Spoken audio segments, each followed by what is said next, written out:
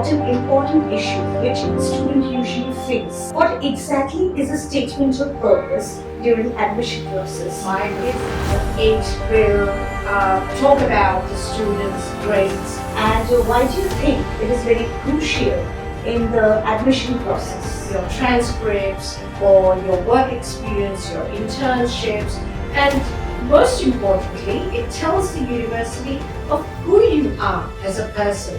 As you are saying that SOP is a personal statement, so is it like a personal statement or is there any difference between? For both undergraduate and postgraduate students for different reasons. Why you have decided this particular program, what is in your backstory that has pushed you to study, or it leads more into your personal goals, your life story.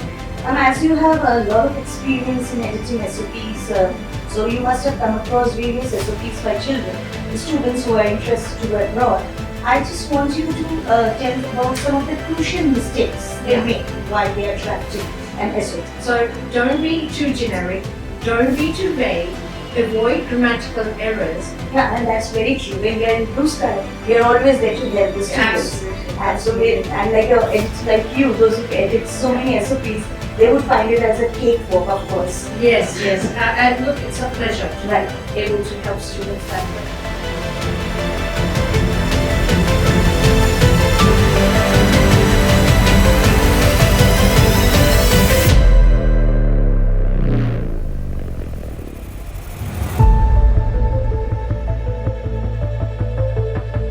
Welcome everyone to the podcast of today's at Bluesky Educational Services Private Limited. Today we are here to delve deep into the journey of study abroad. I'm your host Moshni Chakraborty and I'm delighted to introduce Ma'am Arundhati Ghosh. She's a Senior Administrator at Bluesky Educational Services Private Limited. Welcome, ma'am. Thank you so much, Moshni.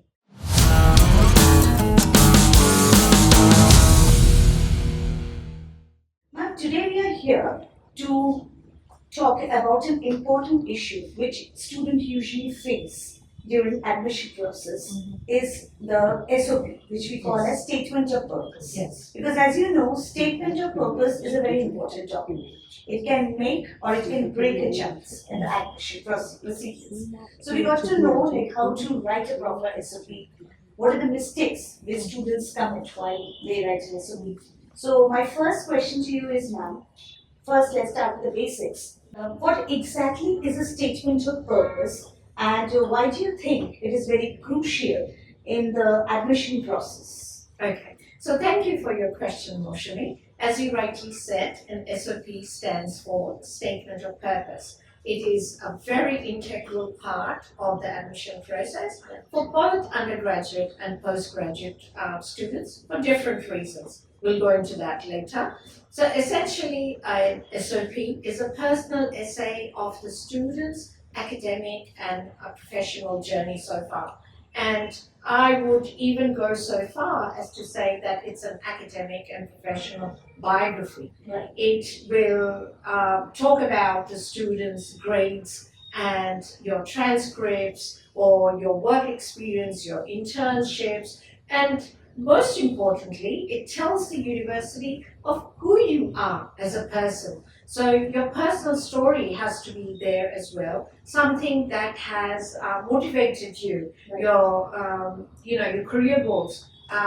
Why are you deciding to study this particular program? Why are you going to this particular university? Why is it that your passion and interest is in this particular area? So all of those things put together is what makes an SOP. That's great, ma'am. As you are saying that SOP is a personal statement, so is it like a personal statement or is there any difference between an SOP or a personal statement, or we can compare it with a motivational letter? Okay, now what I meant previously was that it's a personal essay. Now again, that is different to a personal statement, and let me break it down for you. So an SOP, as I said already, it's an academic and a professional document of your journey so far.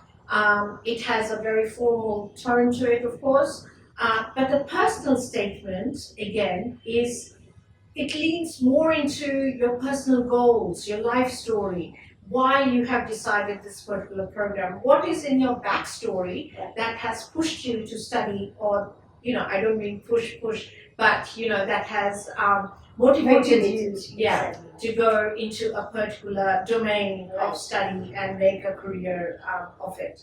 And whereas a motivational letter is somewhere in between a personal statement and an SOP. It is exactly what it says. It wants you to answer what has motivated you to study a particular course or a program or in a particular country. And you have to remember, out of these three, an SOP is probably the longest, personal statement after, and the motivational letter is the shortest and very concise. So you have to choose your words carefully. Right. As you have a lot of experience in editing SOPs, so you must have come across various SOPs by children, the students who are interested to go abroad. I just want you to tell about some of the crucial mistakes they make while they are drafting an SOP. Okay.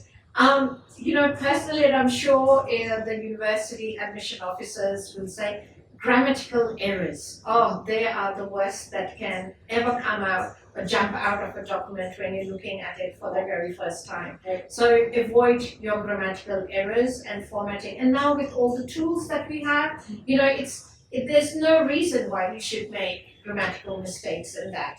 The other thing that you need to be concerned about is that don't be too vague. Be very concise. Whether you're writing an SOP or a personal statement, tailor it to yourself. Every student is unique. They'll have a different story to tell. So make sure it represents you. You are presenting the best version of yourself. So don't be too generic. Don't be too vague. Avoid grammatical errors. And the other thing that you should remember is that let it flow organically as far as the document is concerned. Don't use big, grandiose, words and fancy vocabulary just to impress someone. If it doesn't fit in there, it's probably going to not reflect well on your choice of words. Then doing you any advantage or giving you any advantage. And the other most important thing that you have to remember is that make sure that you mention your career goals very clearly. Right. Yeah. You have to be very true and honest while you're representing an SOP. Absolutely. You have to show your authentic self. Yeah. Nowadays, this AI has come, so many children, those who are interested to go abroad, and they don't have a good drafting skills, they want to use the AI as a tool. So do you consider that that is good, or it can backfire in the admission process? Well, it depends on how you're using it. Remember how you said it's an AI tool? Well, use that as a tool. Tool so that you can brainstorm ideas.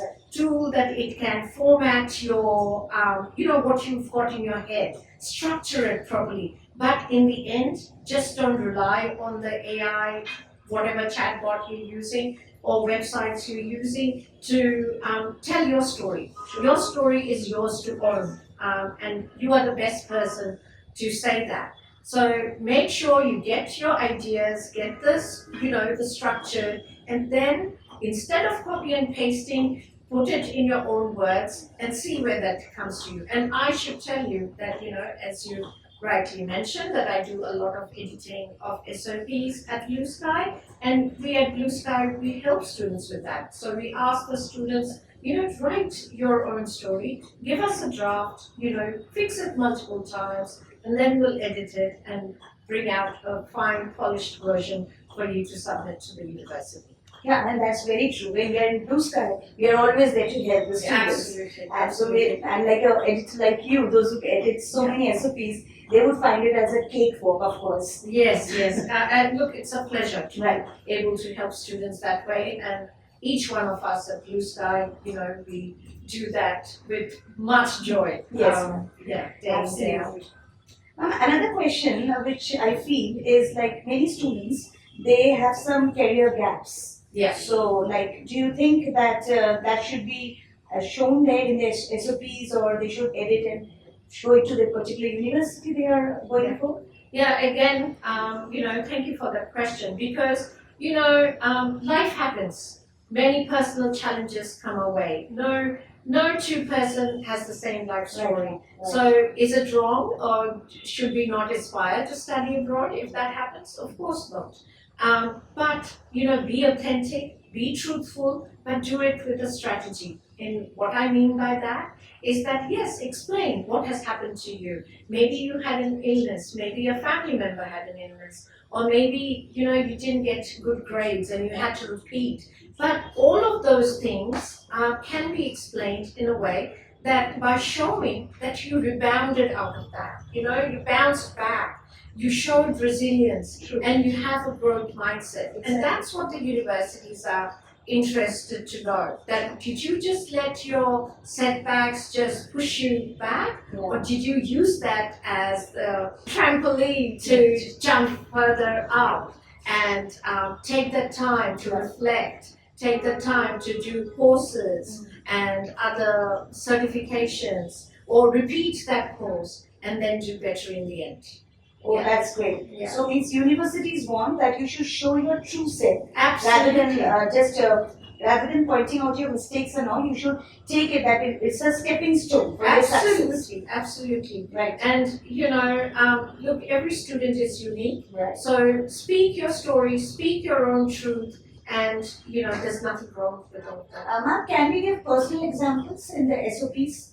Like if we want to apply a particular course, so what's the reason which motivated us for that? So can we give some personal examples? Well, sometimes when students come to us and ask, oh, how should we go about writing an SOP? We provide them with examples of previous students. And sometimes students say, okay, it doesn't match, or it matches our life story, or it matches our experiences. And we then brainstorm with them all the time. So telling them that, look, this is how you can approach your SOP, and and provide a draft to us, after multiple attempts. Right.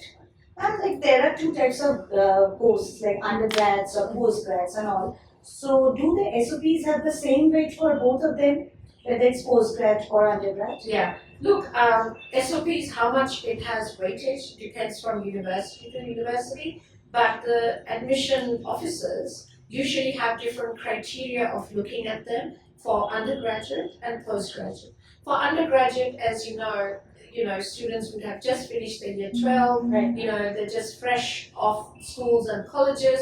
So the universities are looking at their passion, their interest, their clarity of their goals and all of that. Whereas in a postgraduate SOP, the university admission officer is probably looking at, okay, what are their professional experiences, or what have they studied before? How are they aligning it with the next course, the next program, or in the future career goals? So by then, it's not so much about just passion, it's more about how can you back that up. Right. Fair. Ma'am, give us some suggestions like how to write or how to draft SOP that would help in the admission procedure. Okay. So usually there are some criteria that you need to follow, and you'll find that most successful SOPs usually start with a hook, a compelling story. Don't make it up, of course, but a compelling story that connects you to the program that you're going to study or have already. The passion. And your interest. It may have been some family person who motivated you, Right. or you've had some background. Who knows? Everybody's different. Exactly. And then you structure it. You structure it. Again, I will go on to say, once you start structuring it, make sure you have the formatting appropriately done, because there's nothing worse than having, a mismatch of formatted document and grammatical errors. Avoid them as much as possible. That should be included in the, avoided in the SOPs at all costs. And finally, include all your achievements, your grades and transcripts and all of that. Don't give an autobiography though. I mean, I know I have said that you need to give a sneak peek into who you are, but don't go into writing 1 or 2 pages of it. Because even though we all like to know about each other, who has the time, really, to do that? So keep it brief, keep it concise, give your life story, but in a way that's suitable for such a document. And most importantly, keep in mind your future career goals. Time is very important. So if you don't have a proper management of time, sometimes it can be that the students can face problems with the deadline of the universities. Yes. So like what time do you usually suggest a Yeah. student should start drafting their SOP? Again, that's very important because I believe, everybody's different. Some people do things quicker, some take more time, and there's nothing wrong with that. But you should always have a few weeks, 2 to 3 weeks, saved aside Yes, for just your SOP writing, because you might need multiple drafts. Yeah. You may need one sitting where you just sit down to put all your thoughts down, some where you go back, reflect and think, no, that doesn't work or sound very well, I'll change it. You should have the time for that as well, and then go on to do multiple edits, and in the end, give it to us at Bluesky, because we're happy to help you finalize, finally edit it and give you a polished version before you can submit it to the university. But remember, it is a very personal document, Right. so it has to reflect who you are. So unless you do it yourself, nobody else can. Thank you, ma'am. That was really very helpful with a lot of questions, because these are some of the questions which students get confused with, and at the end of the day, they are not able to crack it at the right time. So we would also look further to meet you again with some other topics in the future regarding study abroad. Yes. So I hope that everybody has loved this podcast. So do subscribe, do like, and as well as we would love to hear from you. So please give us a review for this. Thank you so much. Have a nice day.